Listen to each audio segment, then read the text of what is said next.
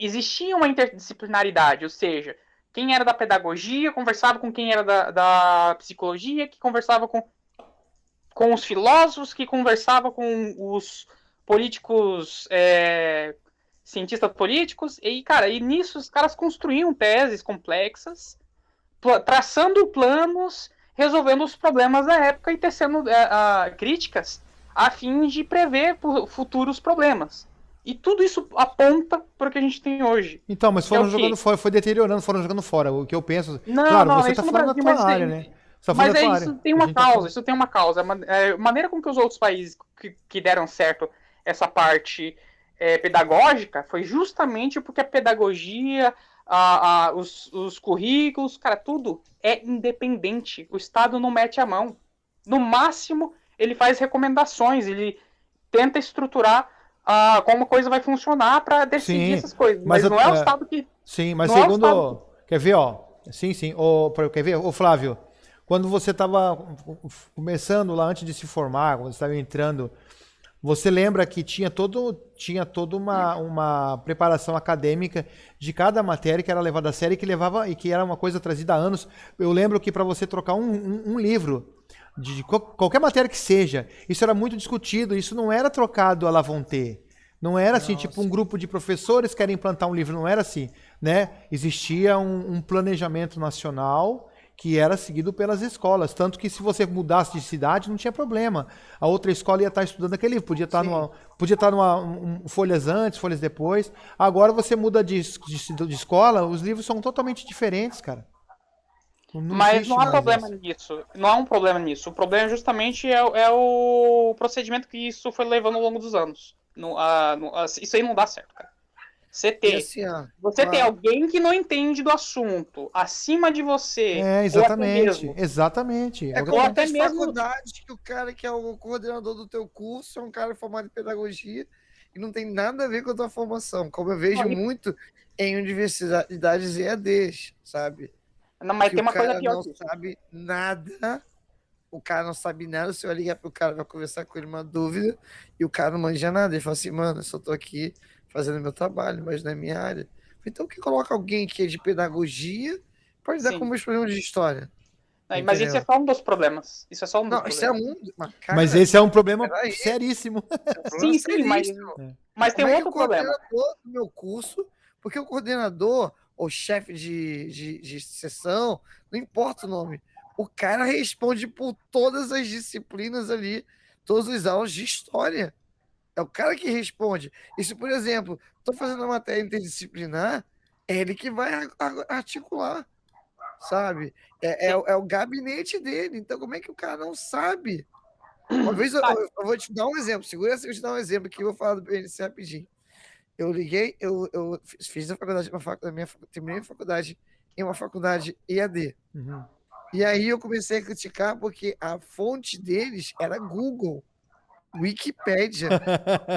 Aí eu falei, bati o fio, falei, amigo, cara, a nossa apostila tá vindo aqui com fonte Google Wikipédia. Cara, isso é inaceitável. É inaceitável, nós temos que ter uma fonte bibliográfica muito melhor do que isso. Porque o Wikipédia você pode sim. digitar e você levando as pessoas ao erro. Se eu quiser falar no Wikipédia que o Dom Pedro usava cuecas por cima das calças, vai ficar lá. Vai ficar lá registrado mesmo. Google não é fonte de referência. E aí o cara falou, tá assim, né, cara? Eu sou formado em pedagogia, mas eu cuido das disciplinas tal e tal e tal. Eu falei, então, amigo, pede pra sair. Se demite. Porque você está fazendo um péssimo trabalho, sabe? E o que acontece, isso é âmbito universitário.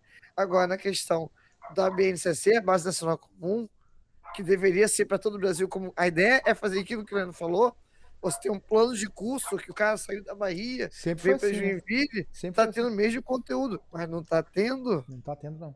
não tá tendo. Eu acho que desde o momento que você politizou a educação, detonou ela.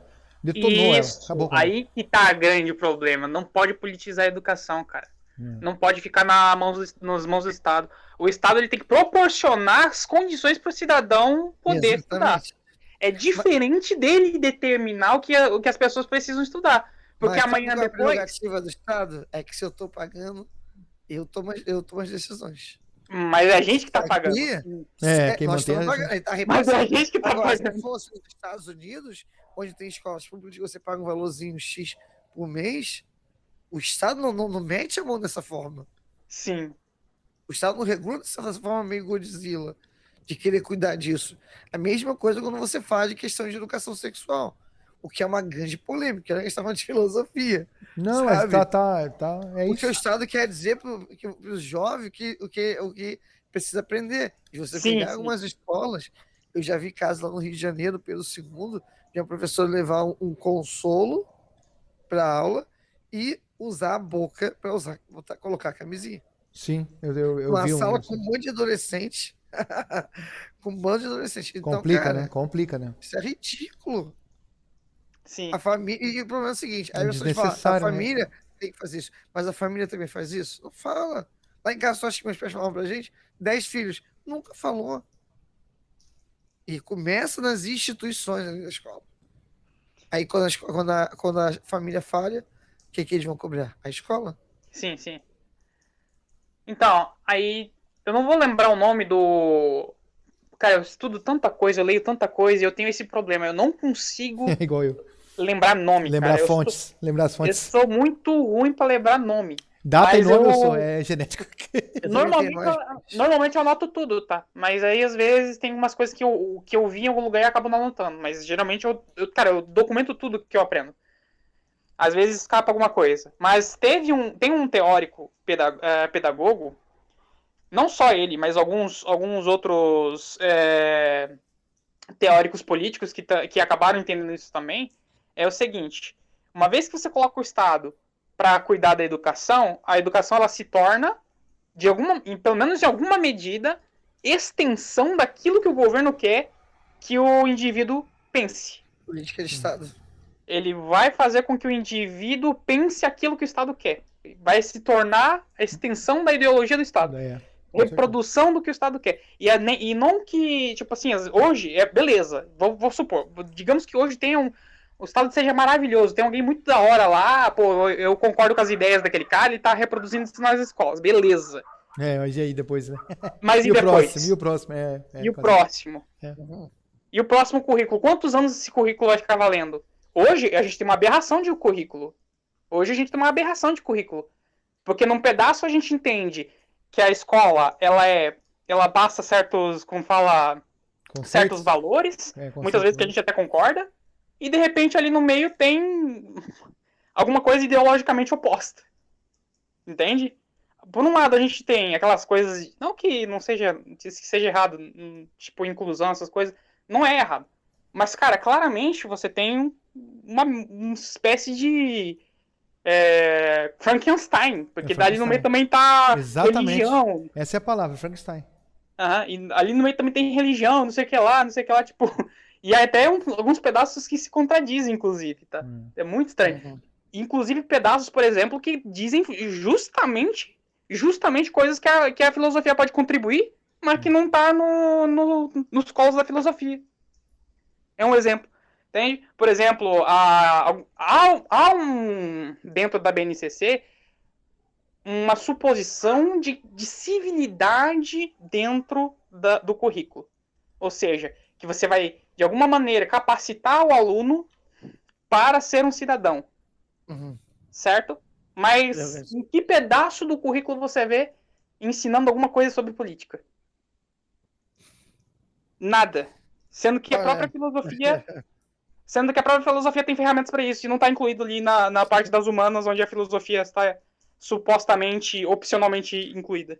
A velha fala, teoricamente é uma maravilha, mas na hora da aplicação é complicado. Deixa eu te contar uma para você. Lembra quando o governo PT criou aquela lei de que nas escolas deveriam falar sobre história da África e a história indígena?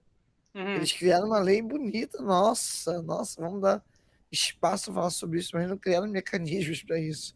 Não criaram um currículo para tu falar sobre isso. Não contrataram profissionais da área. Não contrataram profissionais da área. Aí uma vez eu fui numa reunião dessas, uma mulher falou, não, nós temos que falar da história da África. Aí eu perguntei para ela, quantas Áfricas você quer que a gente fale? África branca ou África negra? Ela não teve resposta. Não, porque quando você fala de África, você tem África branca também. Você não tem só a África subsaariana. E África Sim. branca nós falamos. Nós falamos sobre sobre o Egito, falamos sobre os reinos, o Império Islâmico, nós falamos sobre a questão dos reinos da África subsaariana, principalmente quando falamos de escravidão e tudo mais. Agora, se vai criar uma lei que tem que ensinar isso, dê os meios. Cadê o procedimento? Como é que vai ser isso? Agora, Sim. como é que o professor de matemática vai falar de história da África no conteúdo de matemática? Eu lembro quando eu tinha os meus 9, 10 anos, que o aluno chegava no portão, se ele tivesse uma camisa, seja do partido que for, ele não entrava. Tinha que Doideira, voltar mano. para trás, entendeu? Não entrava, não. Aí agora você vê os alunos lá, o cara entra com uma roupa verde e amarela, o cara é Sim. espancado. Entendeu? Coisa que também tá errado, né? Não é para entrar com roupa que não seja da escola. Por isso que é bem melhor o aluno estar com a roupa da escola. Mas o que eu acho muito errado é que agora eles colocaram uma ideologia dentro da escola e aquele aluno que não se adapta àquela ideologia, esse aluno ele é excluído e muitas vezes ele apanha, eles partem para agressão física. Então a melhor maneira de acabar com isso é retirar a política da escola. Claro que tem que ter aula sobre educação, sobre o ensino da política em si, porque a política você vai no mercado, você numa Então, simples cara, mas aí conversa que você aprende tá. política, mas de maneira que você ensine a política de uma maneira geral e não só certos aspectos que lhe convém, né, cara? Sim, não, Senão mas é vira uma diferente você ensinar política de você ensinar ideologia. ideologia. É isso Aí aí, que exatamente. tá. Supostamente, tá? Dentro da filosofia, a gente é nos ensinado ensinar filosofia. Uhum. Entendeu? Tem os meios, tem metodologia, cara. Então, um profissional da filosofia está capacitado para passar, como fala, a matéria que envolve política, ensinando talvez assim a gente passa as ideias tal, mas sempre de uma maneira, como que eu posso dizer, apresentativa, cara, apresentando as opções de pensamento. Inclusive, Uhum. tipo, tá no currículo e. O currículo até que é bom, cara, na verdade. Não Tipo é. assim, ele só não tá estruturado, ele só não tá Falta de organizado, não tá peneirado, não tá refinado. Mas, cara, tem excelentes ideias, né? Excelentes dentro do currículo que podem ser trabalhados. Só que, cara, uma vez que a filosofia hoje se torna opcional, você não tem obrigação nenhuma, inclusive de cumprir com o que o próprio currículo pede. Que não tem mecanismo nenhum em nenhuma matéria que não seja na filosofia. Sobre essa questão de doutrinação, acho que isso é muito questão do professor também, sabe? Porque mesmo na minha época, porque eu bebi água podre, né, como podemos dizer, quando eu era mais de esquerda, eu nunca romantizei comunismo em sala de aula, nunca usei camisa de Che Guevara, Mas é isso que eu nunca digo. É isso que eu plantei digo. juízo Você é o de professor valor. da maneira antiga, né? Mas nem todo mundo é Sim, assim, cara. Nem não, todo mundo é assim. mas esse é o problema. Eu nunca usei juízo de valor. Ah, eu Eu falo vejo, sobre a Revolução Russa. eu vejo Eu, vídeo do professor incentivando os alunos a tocarem o outro aluno que está na sala, porque o aluno falou bem de político A ou político B, entendeu? E aí o professor parte para desmoralizar o cara, tentar desconstruir o cara na marra e faz o cara passar vexame, sabe? O cara se sente e manda para casa, entendeu? os 6 meses de vida, isso é um absurdo. O cara tem que perder o cara não pode mais ser professor. O cara que faz uma coisa dessa aí, ele realmente não tem que ser exonerado, receber um processo disciplinar, administrativo e ser exonerado. Eu acho, É um cara, que tem que absurdo, fazer uma porque reforma. constrangimento devido, isso vai de contra o Estatuto da Criança e Adolescente, tá? Vai. Isso é constrangimento devido. E o pior de tudo isso que eu falo, o professor ele tem que ter um compromisso com a disciplina dele e com os alunos dele. Exatamente. Sabe? Não com ideologia. Eu fui na época de esquerda e eu dei aula na época de esquerda. Só que eu nunca romantizei nada, nunca lancei juízo de valor. O aluno, eu mostrei as opções dos alunos, o aluno que escolhe. Não sou eu que lanço juízo de valor. Agora, você tem maus profissionais que fazem isso. E eu já vivi isso, eu já vi isso em escola. Tipo, eu substituí um professor uma vez que os alunos estavam doutrinados. Tem noção do que é isso? E eles me odiavam. Por quê? Porque eu combatia isso. Falei, pessoal, beleza, é bacana, palmas, você tem que ter outros pontos de vista também. Sim. Cadê a Sabe? pluralidade, E aí, né? esse mesmo professor, no intervalo, fala, não, se esse cara vier falar de alguma coisa, você já repudia, entendeu? Repudio, cara. A coisa é seríssima. Hum. Cara, eu vou te falar, isso aconteceu há uns 7 anos atrás, sabe? De um tempo pra cá, nunca mais vi isso. Então, aí, ó, eu voltando um pouco para a parte da filosófica da coisa, você vê que agora você vê um aluno de faculdade que não sabe nem sequer participar de um debate. Ele não conhece como funciona a mecânica do debate, e mesmo que você tente implantar uma mecânica, ele não aceita. Porque você começa a pensar ideologicamente em tudo vira ideologia para você, e aí o cara começa a não ter condições de dialogar com você e muito menos de debater. Porque ele não conhece as ferramentas, ele não tem um respeito de diálogo. Não estou falando aqui não estou dizendo aqui de hierarquia, nada disso. Você pode fazer um debate sem falar que você é professor, que o Kio é professor e que eu não sou nada. Somos 3 pessoas aqui debatendo um assunto e que o que vale é o respeito e você respeitar tanto a pessoa que está falando com você, o tempo de fala dela, né? E você respeitar a mecânica do jogo, a mecânica do debate. Então você tem que estar preparado psicologicamente, mentalmente, né? E você tem que entender um mínimo você tem que ter um mínimo de entendimento de debate ou de respeito, senão a coisa não funciona. E eu vejo debates, né, de gente estudada nas rádios online, né? Que eu assisto bastante, né? Ou YouTube, e que você vê que o cara sabe, muitas vezes ele parte para agressão, porque acabou os argumentos, ele parte para agressão física, né? O que demonstra que ele não tem uma capacidade. E por que ele não tem uma capacidade? Porque ele não foi bem formado na escola. Infelizmente, ele saiu da escola, ele terminou o estudo dele, mas ele só cumpriu o tempo de estudo. Na verdade, ele não aprendeu o que era para aprender, entendeu? Sim.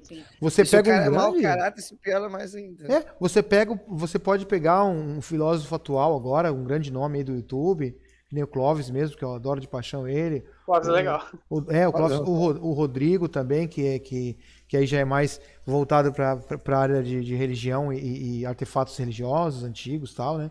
O Rodrigo, ele é arqueólogo. Ele é arqueólogo bíblico, né? Ele é um marco. Ele é brasileiro, ele é chamado lá em Israel para fazer coisas, sim, porque eles não têm alguém no Israel formado como ele é formado, né? A cancha que ele tem. E tu vê que os próprios israelenses mesmo, que moram lá, chama ele. Sim, então tu vê que são pessoas que foram capacitadas, que não param de estudar. E aí você pega um que está saindo hoje da escola, ele não sabe nem conjugar o verbo. Quanto mais filosofar. Então, aí é outro problema. Mas para terminar, para fechar aquele pensamento, né? E parte do meu estudo também que foi feito em cima disso. Isso é bem interessante porque essas coisas eu aprendi na faculdade. E eles trazem bastante dados, eles trazem bastante coisa. Então, tipo, eu posso dizer que dentro da área de filosofia, cara, por mais que muitas vezes exista essa influência ideológica no meio, mas, cara, é das que eu presenciei, assim, tipo, lá dentro da UFSC, pelo menos, a que mais é limpa, cara, a mais certinha, que cumpre a parte deles, que mostra a coisa mais, digamos assim, diversificada possível, sem tentar puxar farinha pro saco. É legal, hein? É legal. Mais próximo disso. Uhum. Eu não posso dizer a mesma coisa dos alunos, porque os alunos se radicalizam lá dentro. Pessoalmente, eu não entendo como. Só as influências, cara, só as influências. Né? Provavelmente a influência de outros professores, que eu já vi professores mais radicais dentro da UFSC. Exatamente. Eu já vi. Cara, é um processo bem tribalesco, uma coisa estranha, assim, sabe, cara? É loucura, cara. Loucura. Então, é que você pega isso aí, isso poderia ser colocado como crime, porque você pega o jovem, o adolescente, ou quase que adulto já, entrando na fase adulta, rapidão, desculpa te cortar. Uhum. Existem, isso é uma coisa interessante, existem países que não consideram um cidadão de 18, de 20 anos, um cidadão completamente formado. Uhum. Existem países onde o cara ainda está na faculdade, ele não é considerado plenamente um adulto. Tá? Isso então, aí mas assim, ó, não sei se o Flávio vai concordar comigo, porque assim, ó, chega a ser um crime, porque você pega o jovem na parte que ele está formando o seu caráter, o seu entendimento de mundo. Assim, eu estou falando na parte ampla, porque claro que toda criança e todo adulto ainda está formando, a gente nunca acaba, né? Isso é interminável. Mas é o momento em que o cara ele está pronto para tudo, ele quer se jogar no mundo, ele quer conquistar o seu espaço. Então você organiza os pensamentos dele de maneira a quase que você programa ele como se fosse um computador. Então você lança o cara ali e ele sai quase que um soldado ideológico seu, né, da sua tropa, digamos assim, né, e ele vai partir para agressão física, para o ataque, e tudo mais, para vandalismo, porque ele se acha no direito. Porque pessoas que eram mestres dele disseram para ele que ele tá no direito dele de protestar e de quebrar tudo, entendeu? E aí você tem esse tipo de jovem aí. Os black blocs são prova disso, cara. No meu caso, assim, que eu lembro da faculdade que me levou a ir para esses precipícios, para essas beiradas de encostas, eu lembro que foi muito por causa da minha matéria em si, né? Uhum. A minha formação em história é muito ligada, é muito história econômica. E a nossa base dentro de história econômica é Marx. Então, muita bibliografia também. Eu lembro que tinha um professor, cara, maravilhoso, inteligentíssimo. E nem todo mundo gostava dele, porque nem todo mundo conseguia entender, porque não conseguia entender um básico de um professor universitário. E o cara era muito bom. Que ele nunca falou assim, olha, eu já tive meu passado, já fui assim. Só que eu não concordo mais com tais teorias, entendeu? Eu vi alguns realmente mais pesados. Radicais, né? Radical, mas era bem pouco na minha época, sabe? Pelo menos lá no Rio de Janeiro. Aqui eu vi bastante. Agora lá, por exemplo, eu vi professor judeu, eu tive 3 professores que eram judeus, por exemplo, e, cara, eu vou te falar, eu só enveredei por esse lado por causa da bibliografia. Não teve um professor que falou, ó, Flávio, tem que fazer isso.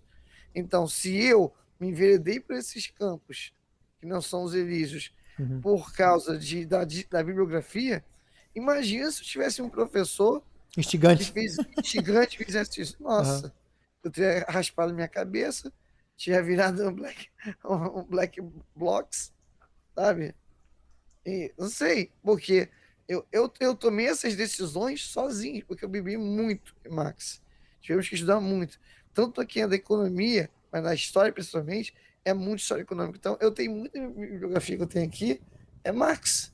Eu tenho muito livro aqui, ó, eu tenho, ó, por exemplo, eu tenho ideologia alemã, eu tenho, tá olhando aqui para cima, eu tenho os 10 dias que abalaram o mundo, que fala sobre a Revolução Russa. Eu tenho, cara, tem muito Nietzsche aqui, mas principalmente mais Marx. Eu tenho sobre a história do Eric Hobsbawm, coleção às eras, e o Eric Hobsbawm Vamos fazer o seguinte? é um marxista. Eu vou fazer a abertura aqui, e aí a gente começa, rola o papo de boa, que aí depois eu vou fazer os cortes e vou montar um inteiro, tá? Beleza. Mas aí deixa. Você faz a abertura e deixa eu começar minha pauta, então. Sim. Beleza. Vamos lá, então. É só áudio, tá, Flávio? Então fica tranquilo aí.